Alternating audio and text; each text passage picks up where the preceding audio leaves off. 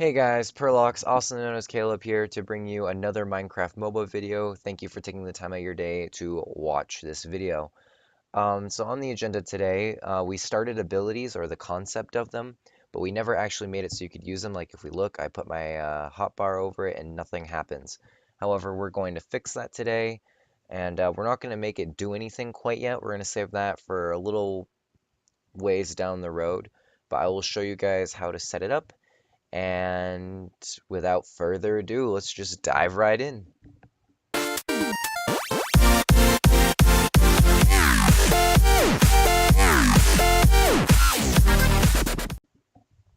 Okay, so the first thing you guys are going to notice that's new today is this fill clock right here.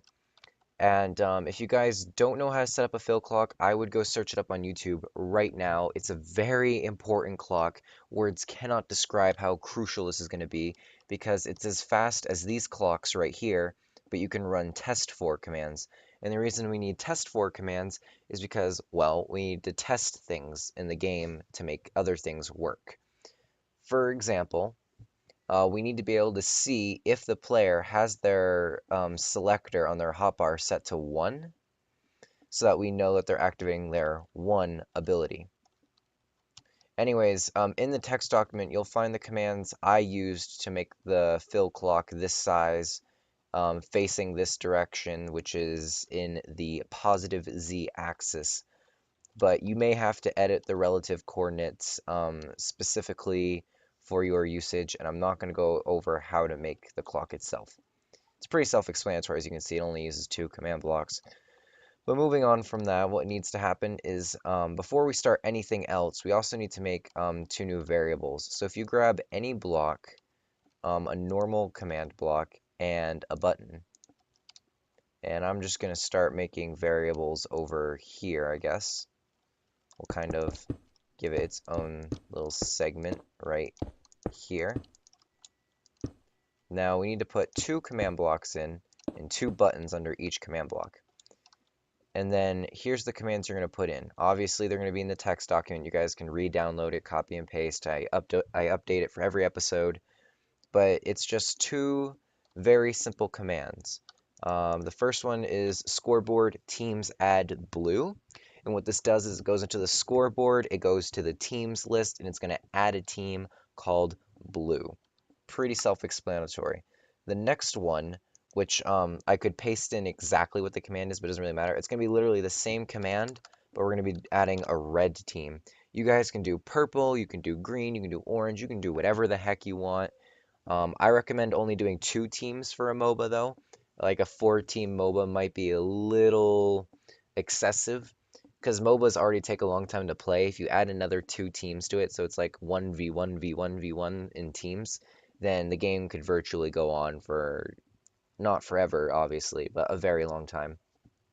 So yeah, 2 teams will do it. I'm going to go blue and red for the sake of convenience, because it's easier to remember blue and red than it is to remember blue and purple, like in League of Legends. But now that we have teams out of the way, the reason why, well, actually, it's pretty reasonable why we need teams. But why we need teams this episode is because later down the road, you're going to want to be able to track if a red player is using an ability and if a blue player is using an ability. And I'm not going to go into that a lot this episode, but you guys will notice it in the commands, so just trust me. It will be important, and I promise you that. Alright, so you'll notice I have this empty command block here. It's not really empty, it has a period, but ignore that. And it also has a comparator. The comparator is checking to see if something is, excuse my throat a little bit. It's checking to see if anything's going on inside this command block, like the command is being run.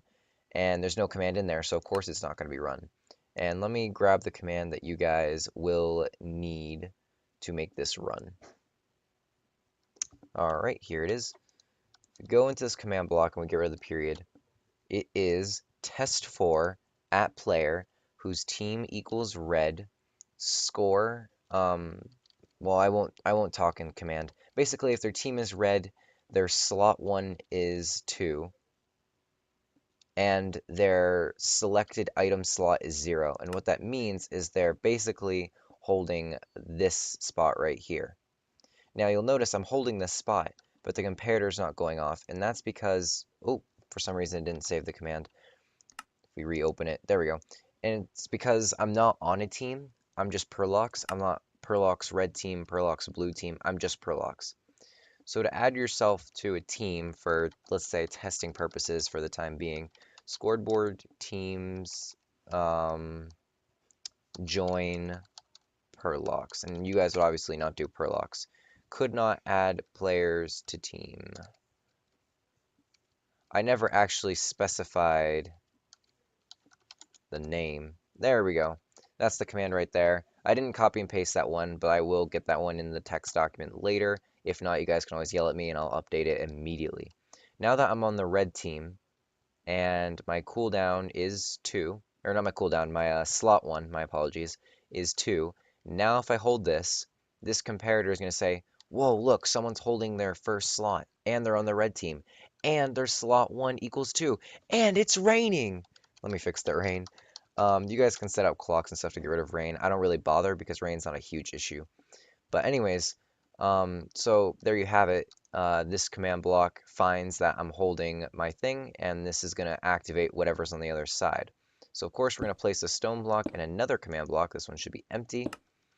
And we're going to grab another command. And I'm going to grab it right out of the text document here. Here we go. Control V. Now this is saying scoreboard players set at player whose team equals blue, and I'm actually going to switch that to red real quick. So because the team in this command block has to match the team in this command block. So I never actually saved that because I'm kind of silly, but that's okay. We'll just, okay. So a player who's on red, who's apparently who has a class. Ignore the class. I was playing with that in a different world, and we will not be using class. I'll fix that in the text document so that when you paste it, it doesn't have class in it. However, this is kind of, I think I might have made this command a little wrong. No, I didn't make it wrong, but we're going to need more variables. It's all right. For now, we're just going to leave it like this. And then it's saying set their slot 1 cooldown to 8. You can have the 8 be anything. I'm going to actually switch it to 3 for now, just because. But that number at the end that you're setting, that is basically the number in seconds before the ability can be used again. So that's your cooldown, I guess. So there's that. So what's going to happen is if we hold this, it's going to set our cooldown to 3. But you're probably noticing that the that our ability is still available. Well, that's because we need to actually set it up so that our ability becomes unavailable. So first thing we need to do is we need to get another one of these clocks going. I can't grab that activator rail, of course, so I'll just do this. And we'll kind of set it up right over here should be fine. Ooh, don't fall into the void because that'd be bad. Okay. Oh, gosh, I can't do things right now. Okay. So, what we need to do, let me find it. Okay, here it is. Scoreboard players set at all whose cooldown for slot 1 is 1 or larger, and it's going to set their slot 1 to 1. So as you guys can see, my slot 1 just turned unavailable, like it's on cooldown.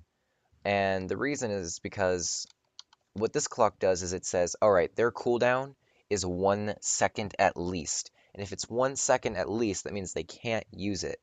So we're going to update it so it looks like they can't use it, because we can't.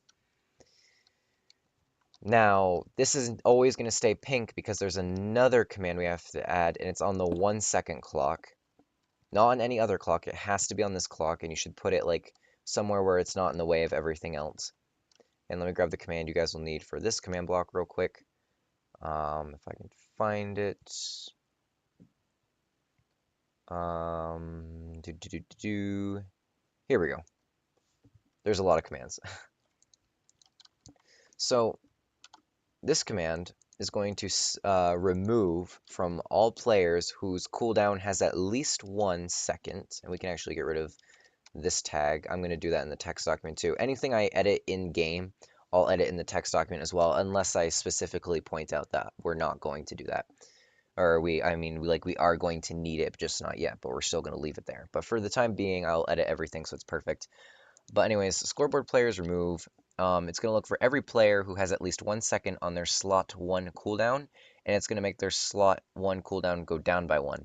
So what this is going to do is it's going to say, okay, when this gets activated, my cooldown is going to go down by 1 second. Right now it's at 3 because we never changed it from when I last activated my ability. So it's at 3. When this gets activated, it's going to go to 2. It's going to wait 1 second, go down to 1, wait 1 second, go down to 0. And when it goes down to 0, I think it's this command block. Yeah, this command block is going to turn our ability back to green. I'm not going to select it again, otherwise, well, I guess I can select again, doesn't really matter. But there you go. So let's go ahead and activate this 1 second clock. Oh god, that goes pretty fast actually. But as you guys can see, 3 seconds later, we have our ability back. And if I use it again, it turns pink, but it turns back again. And now this clock is actually going a lot faster than it's supposed to.